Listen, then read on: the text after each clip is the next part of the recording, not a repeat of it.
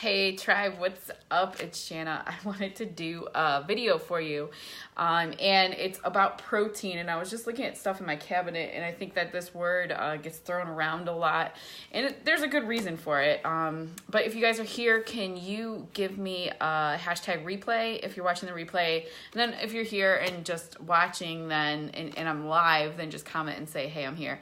I like to know who's like watching, okay?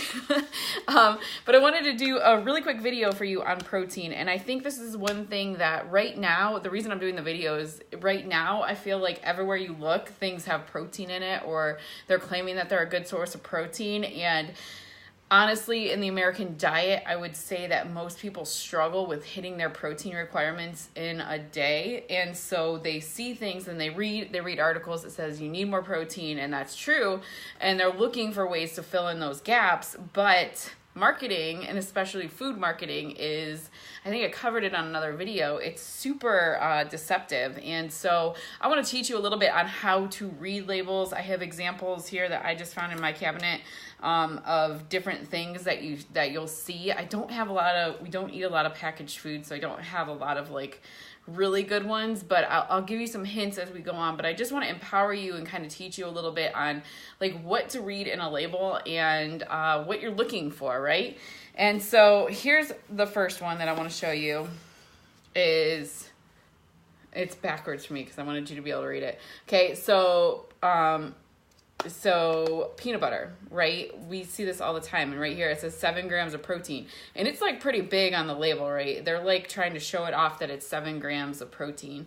And so if you didn't look at the label and you're thinking, hey, 7 grams of protein, if I only need 20 in a meal, then that's pretty good, right? So 7 grams of protein for one serving, okay?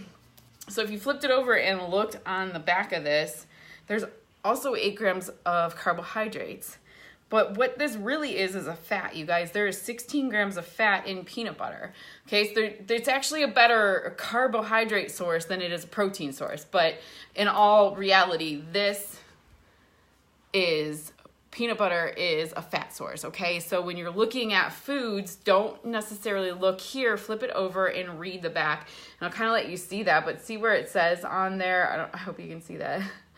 But you can see 8 carbohydrates. That's more than the 7 grams of protein, and 16 grams of fat for one serving. So if you were to get 20 grams of protein from peanut butter, that would be, 32 grams of fat. All right, so this is not a good source of protein. Good source of fat, yes, absolutely. That's what I use it for, as a source of fat. Here's another one really similar, but almonds. People say all the time, like, oh, almonds, good source of protein, really big on the top. Look at that, 6 grams of protein. They want you to think that when you're picking this up, you're eating protein and that it is a good source of protein. But on the back here, it's still 15 grams of fat for that 6 grams of protein. So is this a good source of protein? I would say no. This is a really great source of fat. And so if you want fat in your diet and you're adding fat into your meal, then yes. But if you're counting this as a protein, then you're going to be messing up your balance of what you're trying to do, okay? So that's really good examples. I see this a lot where there's more fat than there is protein. Protein bars in general are typically very high in sugar and or fat.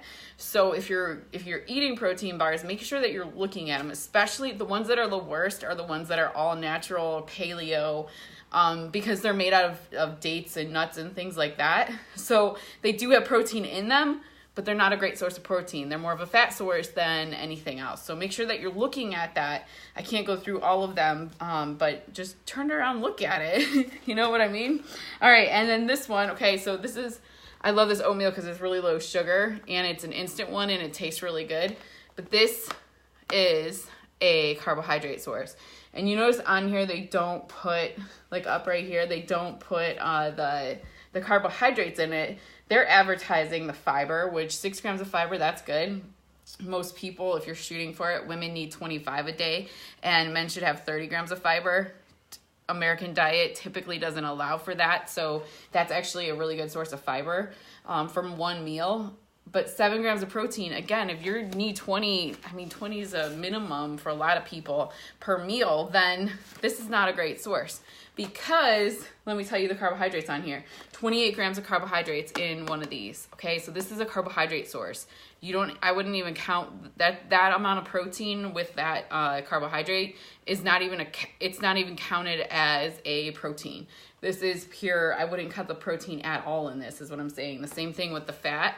I wouldn't count it at all as a protein source. This is a fat source. This is a carbohydrate source, okay? So just watch out for, especially if they're advertising it hardcore on the front, that usually means that it's not true, okay? So again, flipping it over and looking at the back of what the label says, you're looking at compared to per serving, compared to the 7 grams of protein, how much carbohydrates are in this. 28. How much fat? 3 grams of fat. So again, you wouldn't count the fat in this, but you wouldn't count the protein either. That 7 grams is pretty insignificant compared to the 28 grams of carbs that are in this, okay? Finally, I have an actual protein source, okay? I love these things. I think they're amazing. They taste good. You can open them up and be the weirdo eating tuna wherever you go, but you don't need to mix them with anything, and they're great. So this right here actually says it right here, 110 calories and 16 grams of protein. And then if you flip it over, it says 4 grams of fat and 2 grams of carbohydrates. So this is an actual protein source. I wouldn't count the carbohydrates. It's 2 grams. It's not very significant. And I wouldn't count the fat. Under 5 grams is typically insignificant for any type of macronutrient that you're counting in a food. So this is an actual really great source of a portable protein without all the other stuff in it. So I wanted to do that just to kind of help you guys, because marketing is so deceptive and it's confusing enough anyway. And so I hope that helps you.